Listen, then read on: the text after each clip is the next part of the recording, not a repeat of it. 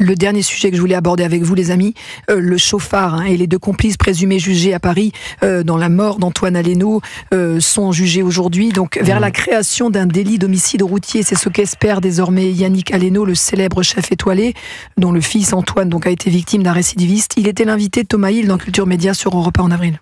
C'est pas un accident. En fait, quand quelqu'un vole une voiture, enfin je parle de notre cas particulier, une voiture puissante, et en général, ces voitures-là, c'est pas fait pour planter des fleurs, hein.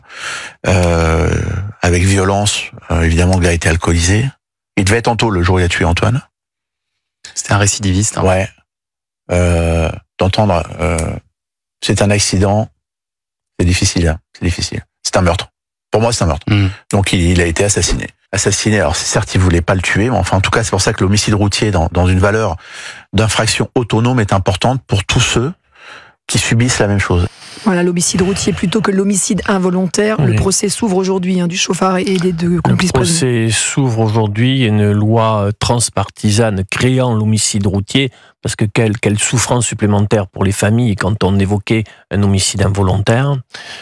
Cette loi, le processus législatif a été interrompu de mémoire par la dissolution. Absolument. Il peut donc reprendre, mais sans que le quantum des peines n'ait été bougé.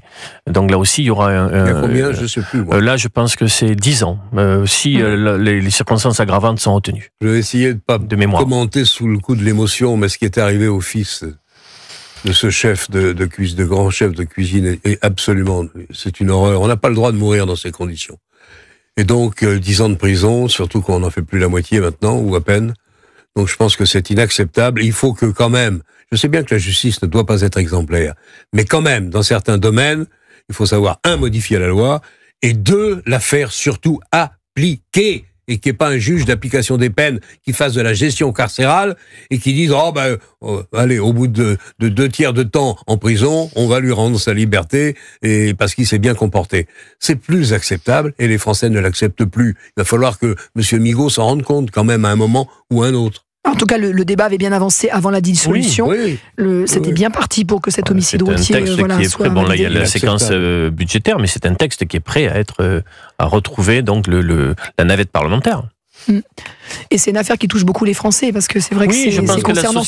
Ça a une incidence véritable pour la famille, non pas pour le prévenu, parce que finalement... Mais la société française a très certainement évolué. Le combat de Yannick Aleno a été un combat d'une constance et moi j'ai une admiration très forte pour lui et peut-être bien sûr dans une condition tragique ça fera écho à ce que la société attend concernant ces grands criminels de la route, une réponse beaucoup plus ferme. Et ça permet aussi de mieux accompagner les familles, parce qu'il y a un vrai sujet là-dessus. C'est-à-dire que il l'expliquait très bien, Yannick Aleno. Il dit, c'est moi qui appelle l'ambulance, c'est à ma charge que sont tous les frais d'avocat. Enfin, il y a des conséquences qui sont très douloureuses. En plus de la douleur, c'est la gestion aussi, j'ai envie de vous dire, financière, des dommages et intérêts qui entourent la disparition, qui sont tragiques pour les familles. Ça concerne aussi, comment s'appelait-il, le comique Pierre Palmade, Palmade, qui a pris de la drogue avant de reprendre le volant, qui a voulu à tout prix conduire et qui a provoqué la tragédie que l'on sait. Écoutez, franchement, c'est plus acceptable. On peut tous faire des erreurs, tous.